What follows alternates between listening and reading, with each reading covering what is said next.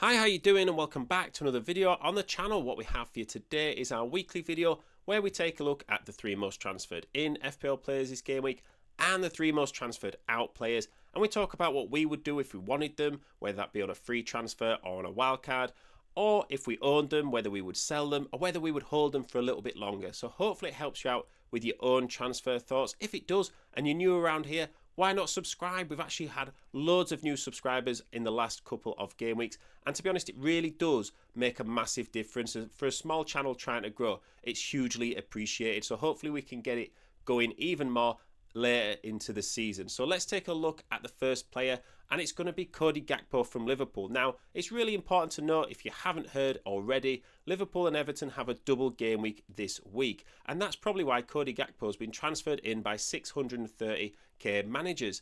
And it's good reason, to be fair, because not only did he get 2 goals and an assist against Ipswich, he's got 2 really good fixtures in the double and Wolves afterwards. So I think he's a great transfer. I think if you've got a striker that you're not too happy with, or you're looking to move on and you're looking for someone with high upside, I think his minutes are fairly secure. He's someone who's probably going to start both games because he's in good form, and he's going to get at least 70 minutes, maybe 80 minutes in each game.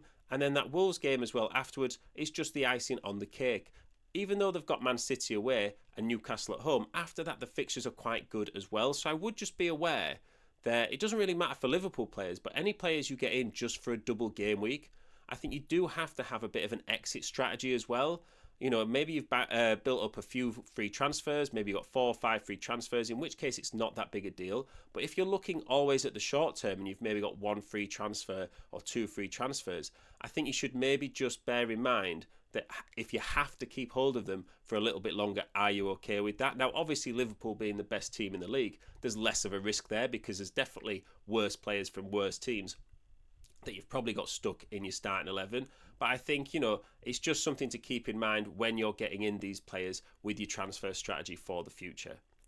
So the next player on this list, and the second most transferred in this game week, is Justin Kluivert, someone who I think is a great transfer in. Not only do Bournemouth have Evan Nielsen and Unal out injured, which means Kluivert is not only playing more minutes, but he's also playing more centrally, but Bournemouth's fixtures look great as well, and they're probably one of the most informed teams in the league, and Kluivert is on penalties. So at 5.7 million, I think he is a fantastic transfer in, and I think I'd probably bring him in ahead of some double game week players as well with lower upside. The Southampton and the Wolves game after Liverpool are just brilliant, and then Brighton and Spurs away can be a little bit tricky, but then they've got a nice run of games after that as well. I think for the price, he is a really easy transfer in.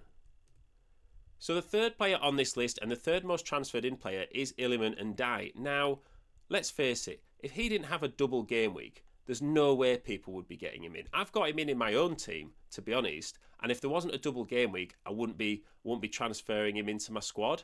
So it's a bit like what we said with Cody Gakpo.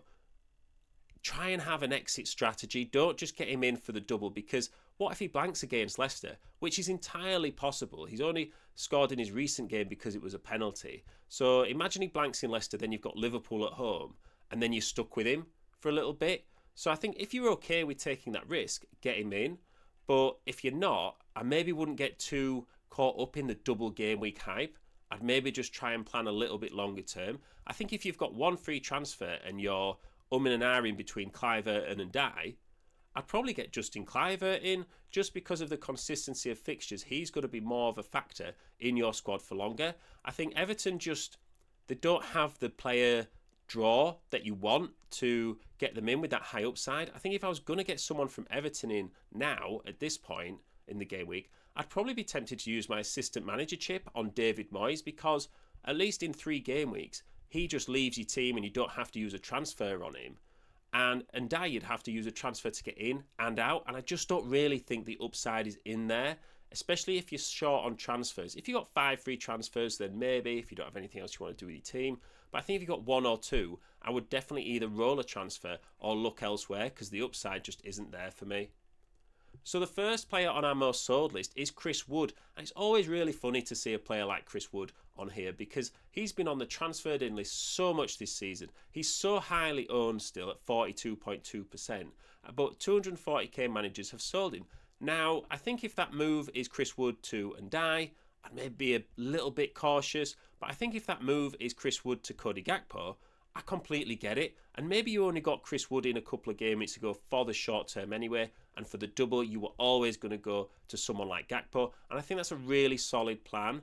But again, he is someone who's been very consistent all season long. So just because Forest have lost 5-0 and he's had a blank in the last few game weeks, I wouldn't rush to sell him. The fixtures don't look great, but I think you knew that when you got him in previously, that these fixtures were coming up. They've not come out of nowhere.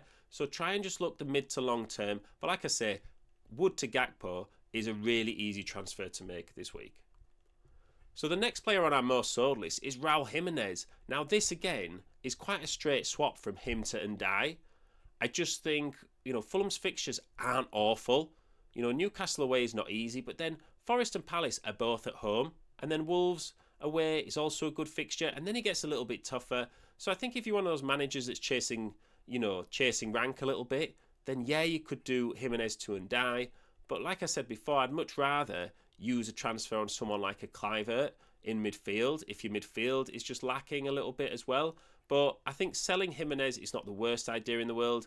Ndai for the short term, maybe, if you're a bit of a risk taker. But I'd maybe try and look for some more mid-term options instead.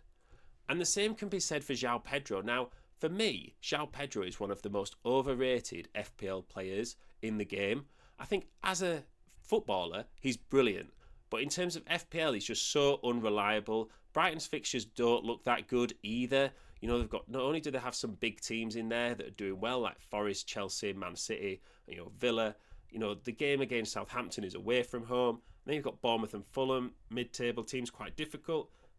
So I really don't like their fixtures. So once again, I think if you're doing João Pedro to Ndai, I think that's absolutely fine. Just be aware of the risks with the exit strategy for then moving on from someone like Ndai. And I do think his potential in the double game week is a little bit limited.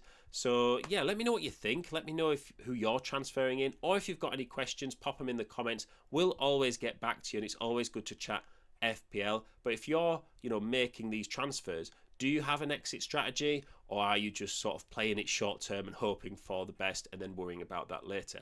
Please do go check out my latest videos this game week. We've got a wildcard video, my own preview where I talk about my own team, and we have a different video where we talk about the new assistant manager chip, what it is exactly, and how best to use it to maximize it for your team. So thank you very much for listening. Please do subscribe. Hopefully have a great game week in 24. The double makes it a little bit more exciting, and I will see you in the next one.